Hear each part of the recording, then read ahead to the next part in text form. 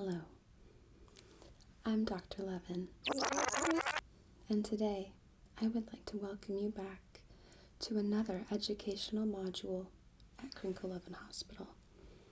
Today, our friend Debbie here joins me as we cover electroencephalogram electrode placement on the scalp. Now,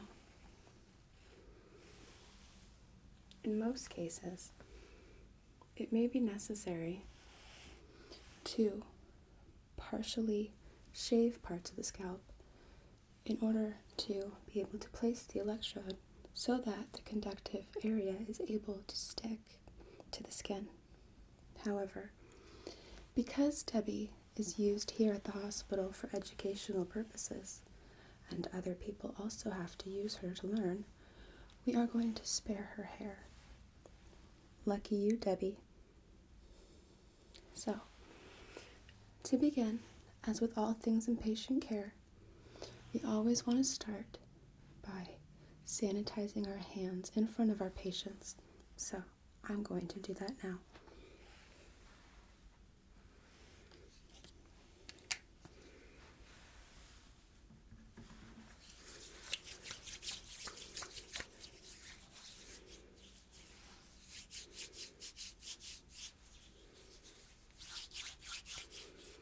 Even though you may have already washed your hands, and even though you may be wearing gloves, it always helps establish more confidence from your patients when they actually visibly see you sanitize your hands. So, to begin, because we are going to be needing to separate out portions of Debbie's scalp here, I'm going to put a brush through her hair. Now, your patients may not want you to do this, or perhaps may be motivated to brush their own hair, but here at Crinkle Hospital, we try to provide the best bedside manner and patient care possible. So, as with all procedures, always make sure that you get your patient's permission before touching them. Debbie, is it all right for me to brush your hair? Debbie doesn't mind.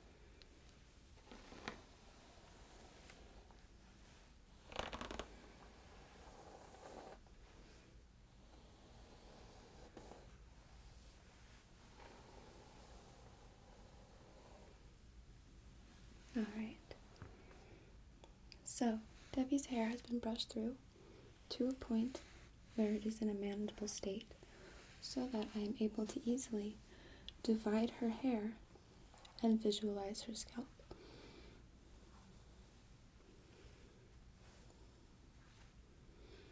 So now it's time to begin looking at our actual electrode placement.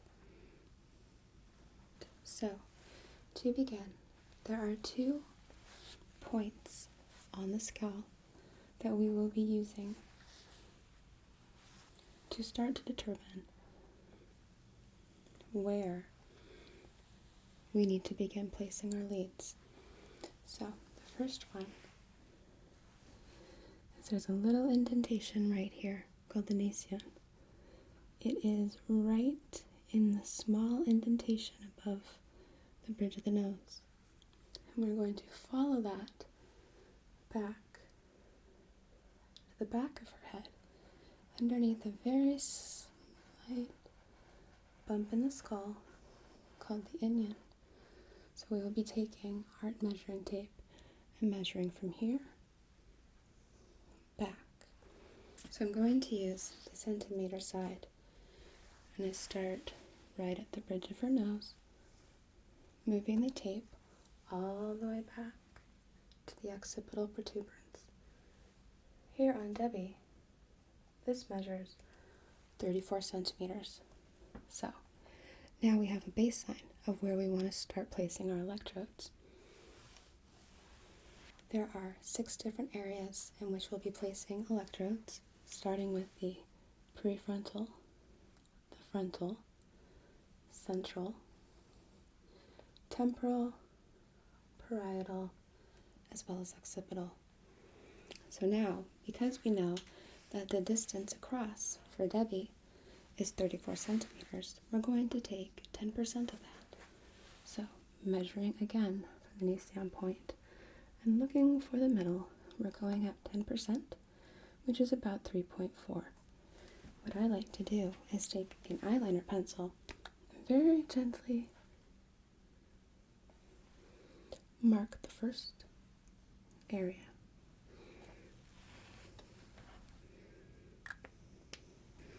So, from our first point, which is the prefrontal marking, we're going to measure back another 10%, which puts us at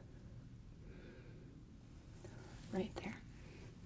Now you know why in many situations we tend to shave portions of the patient's skull so that we are able to visualize where to place the electrodes. However, in not all cases is that possible.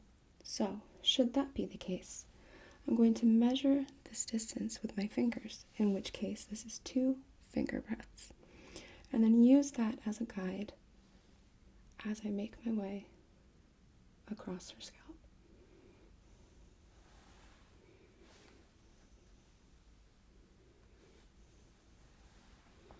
So now we need to measure the other way across so that we can form our grid. So we're going to, if she has long hair, pull the hair back to be able to visualize the ear. Now, everyone's ear has a part called the tragus, and right in front of this is what we call the pre-auricular point. So, I am going to take my pencil again and make a mark here, and make a mark here. Now, again, using the centimeter portion of my tape measure, I'm going to measure from this part across the head. Oops. Sorry, Debbie, it's getting a little squirrely. So we have 35 centimeters.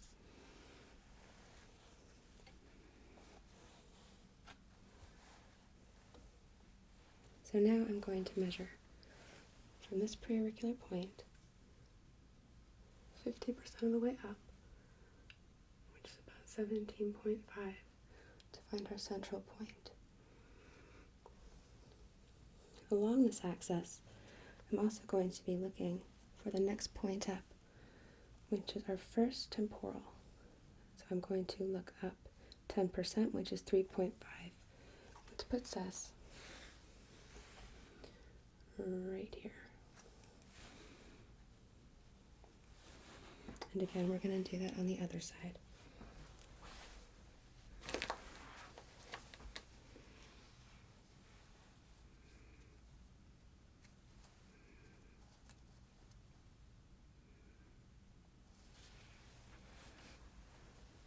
Now that we have these 2 points, we're going to find the space between the central point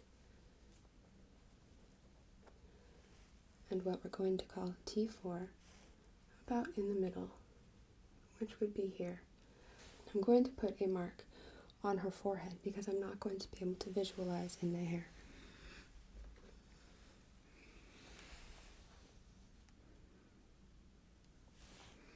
Sorry about that, Debbie. Oops. Sometimes she just wants to rock backwards. Very nice. So Sorry if I made you uncomfortable.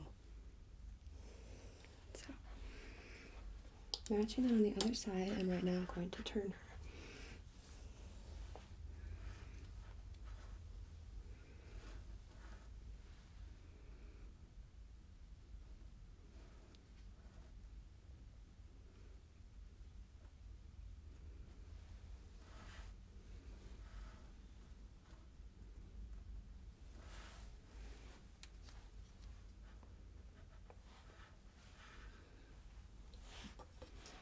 Alright.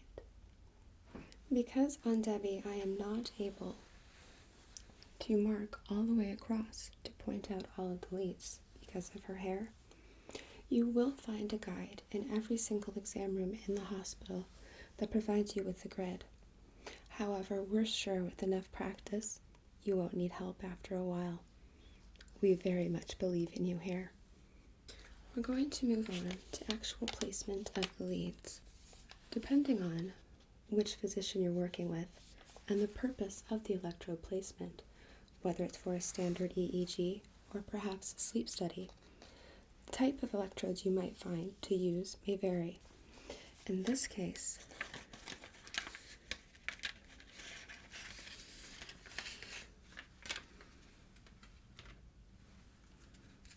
we will be using these. However, some electrodes do come with a snap. These tend to be attached to leads with a clamp. Both are effective, but they have different purposes. For the electrodes that come with the snap, often you will find different color-coordinated leads like this, each one being labeled and having an appropriate place to attach to the head. We're not going to use this today. If you would like more information, please visit our library for a more detailed description about this procedure. There is a conducting substance on the backside of these electrodes. Some patients worry that it might get stuck in their hair, and to be honest, it can be difficult sometimes to wash out if you need some extra conductive gel. However, for the most part, these peel off quite simply and without any discomfort to our patient. So,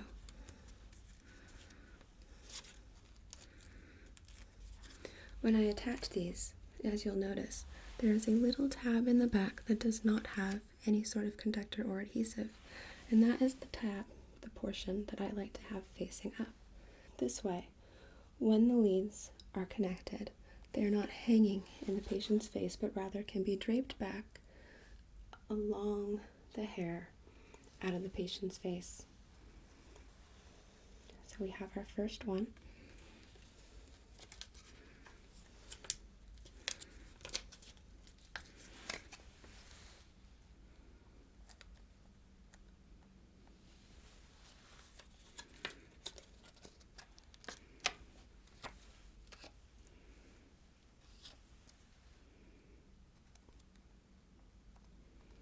This is also why, as I place them along the hairline, I place them at an angle.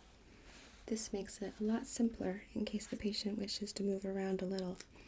Although for the actual scan, it is advised that the patient remain still. The purpose of the scan is to measure the brain activity while our patient is conscious and unconscious. In the case of a sleep study, it's usually advised to make sure that we eliminate any potential for the leads to become disconnected should the patient roll over or stir in their sleep.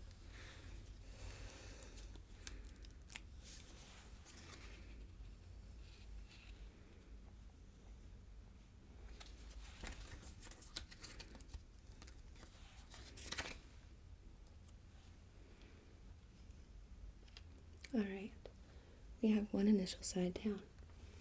Now, in a normal patient, we would not stop here. We would continue measuring back along the grid. But we cannot separate through Debbie's hair, so unfortunately, we're going to have to keep this as simple as we can while still trying to get the message across.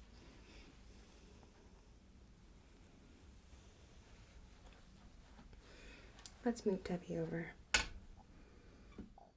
All right, Debbie, how's the view on this side? It's the same.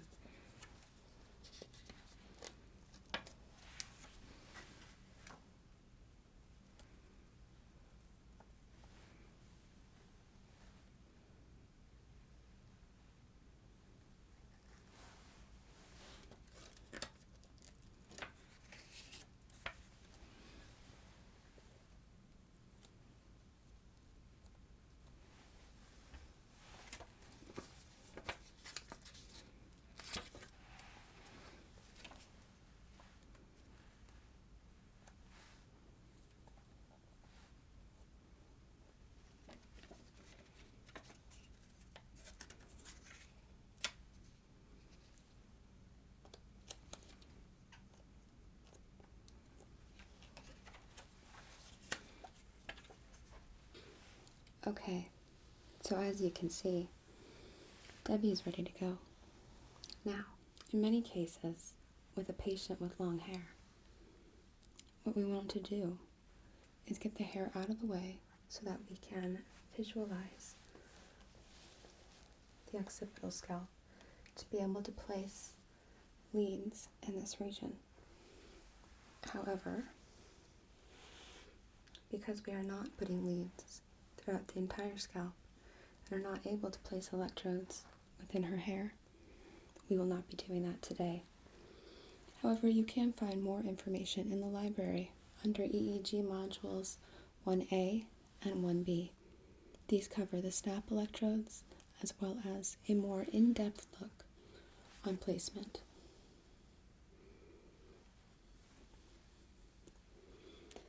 So Debbie, what do you say? Are you ready to hook up the leads and have your sleep patterns analyzed? Of course not. You're just a medical education dummy.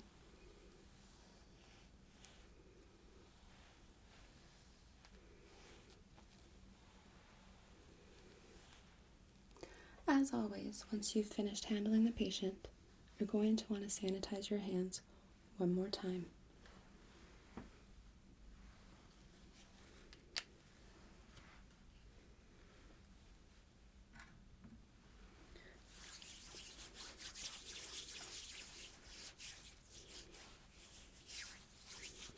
Do not worry about offending your patients for sanitizing your hands after touching them. After all, we do work in a hospital, and your next patient will really appreciate it. Good hygiene leads to good health.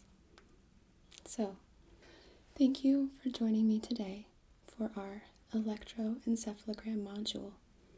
It was really nice to spend time with you, and I hope to see you again soon.